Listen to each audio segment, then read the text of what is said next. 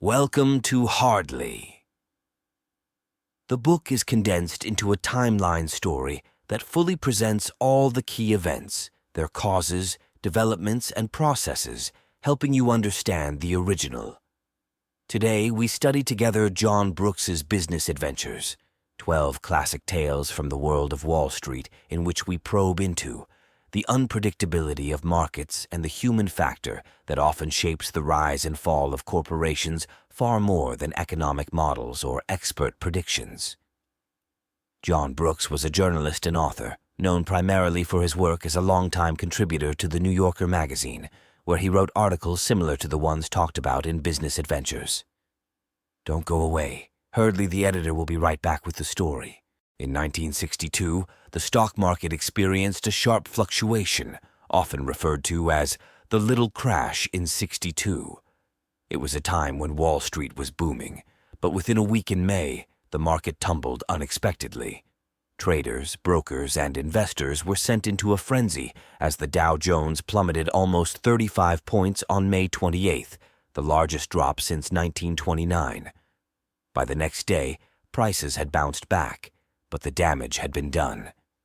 A particular quote from this period sums it up perfectly. "It will fluctuate," J.P. Morgan famously said. And fluctuate it did, as the market's unpredictability left even seasoned investors grasping for answers. People sold off stocks in panic, while some clever insiders held on, waiting for the rebound. At the same time, another story unfolded within Ford Motor Company.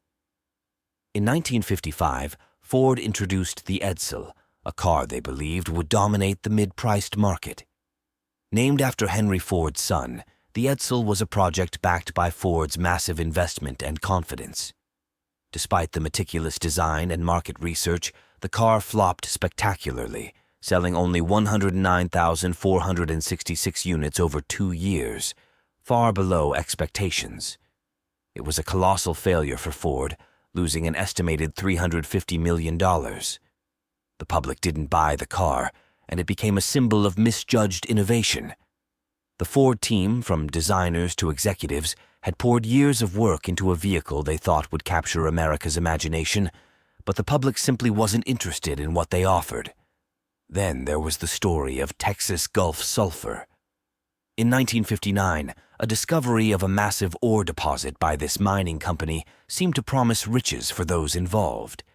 But what followed was a notorious case of insider trading. Executives at Texas Gulf bought up stocks quietly, knowing the public didn't yet understand the value of what they'd found.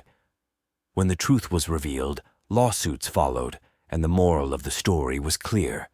The pursuit of secretive gains can come with dangerous consequences. As Brooks notes, the game was rigged, but the fallout left a significant mark on how markets handle corporate transparency. These stories highlight the core truth of financial markets. They are deeply unpredictable, driven by human psychology, misjudgments, and sometimes flat-out manipulation. Whether it's an unexpected crash, a market flop, or secret insider deals, companies and investors alike risk everything in hopes of winning big. And yet, success is never guaranteed, even with careful planning. This volatility sets the stage for a deeper look at leadership decisions. In the next part, we'll see how crises within corporate leadership are handled, and sometimes mishandled, pushing companies to the brink. The story of Xerox begins in the early 1960s, when the company found itself in an unexpected position.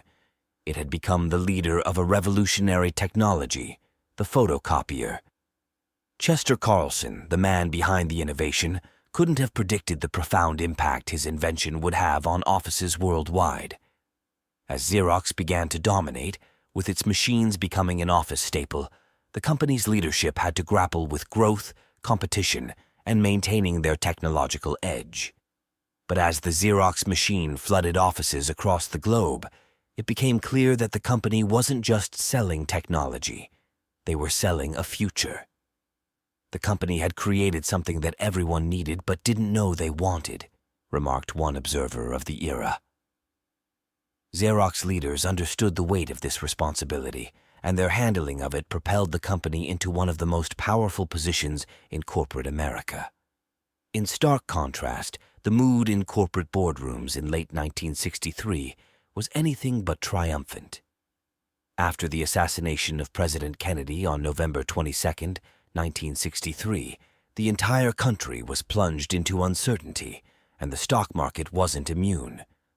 While leadership across industries scrambled to stabilize their companies amidst the national tragedy, the market itself reflected the uncertainty. Brokers were in crisis mode as stock prices nosedived for a brief period, only to recover with surprising resilience. It was a moment where the country and its businesses felt adrift, unsure of what the future held, someone recalled, as leaders realized the fragility of their financial empires in the face of such unexpected turmoil. Around the same time, another crisis was quietly building within General Electric. The company had become a victim of its own complex bureaucracy, where communication breakdowns between departments led to severe mismanagement. Leaders at GE struggled to align their sprawling enterprise, creating a culture where vital information was either lost or ignored. In one instance, a critical product line nearly collapsed because those in charge of manufacturing weren't fully aware of the sales team's ongoing issues. It was a striking reminder that even giants like GE could falter without strong, clear leadership at the helm. Lastly, in the early 1920s, Clarence Saunders attempted the audacious: to corner the market on Piggly Wiggly, a grocery store chain. By controlling the stock, Saunders hoped to secure his empire. However, leadership isn't just about bold decisions, it's about making the right ones. Saunders' gamble led to his financial ruin, a vivid illustration of the dangers of overreaching in the marketplace. These stories underline a critical truth about leadership. The decisions made in times of crisis can make or break a company. Success often hinges not on boldness alone, but on communication, timing, and understanding the broader market context. In business, leadership must constantly navigate the fine line between opportunity and disaster. As we move forward, the next set of stories delves deeper into the ethical dimensions of power and corporate responsibility, showing how the decisions leaders make ripple far beyond their boardrooms and into the world at large. David Lilienthal, once a key figure in the Tennessee Valley Authority, TVA, and later a businessman, found himself in a new chapter of his career in the 1950s. After leaving government service, he stepped into the world of private business, working to balance his ideals with the often unforgiving realities of corporate life. Lilienthal was an idealist, yet his transition from public service to business tested his resolve. The tension between ethical decision-making and the pursuit of profit became a central theme in his journey. Reflecting on his career, Lilienthal once remarked, "Businessmen are often caught between wanting to do what's right and having to do what's profitable." His personal struggle underscores a larger dilemma faced by corporate leaders: how to maintain moral integrity in a world driven by economic incentives. The dynamics of power were equally fraught in the realm of shareholder meetings, as Brooks explored in another case. In corporate America, annual meetings are more than just routine. They're battlegrounds for influence. Shareholders, who technically own the company, often find themselves up against a powerful executive class. These meetings serve as a reminder of the delicate balance of power, where decisions made in boardrooms affect not just the company, but its stakeholders at large. The corporate giant, one insider noted, is rarely controlled by its owners. This disconnect between leadership and shareholders raises crucial questions about fairness and representation in corporate governance. Ethics became even murkier in the case of One Free Bite, where a businessman's intellectual property was stolen and he was left fighting for the rights to his own work. In this narrative, the issue of trade secrets came to the fore, exposing how the theft of ideas can ruin lives. The businessman's journey through legal battles highlighted the vulnerabilities of individuals up against massive corporations with far greater resources. "It was a David and Goliath situation," remarked an observer, drawing attention to the stark power imbalance in these conflicts. Finally, the story of In Defense of Sterling brought international finance into the spotlight. The British pound, under pressure in the 1960s, became a symbol of global financial interconnectedness. As bankers and governments worked together to protect the value of sterling, the ethical implications of their decisions that affected entire nations, couldn't be ignored. These decisions, made in the backrooms of global finance, illustrated how corporate power can extend far beyond the individual or even national boundaries.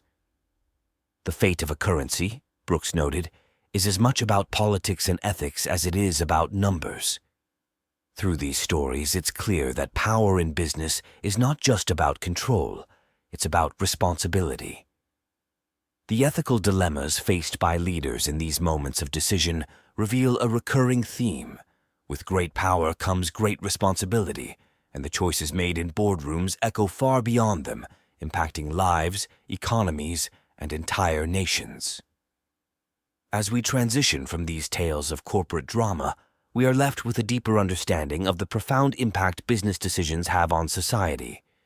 These stories offer a reminder that leadership and ethics are inseparable, and ignoring the ethical dimension of corporate power leads to consequences that ripple through entire communities and countries. Let's finally take a one-time inventory.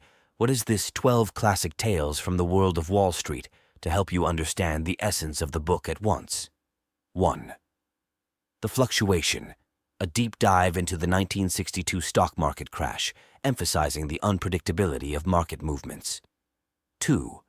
The Fate of the Edsel, the monumental failure of Ford's Edsel car project, exploring missteps in innovation and market misjudgment. 3. The Federal Income Tax, a look into the complexities and oddities of the U.S. tax system and its impact on both individuals and corporations. 4.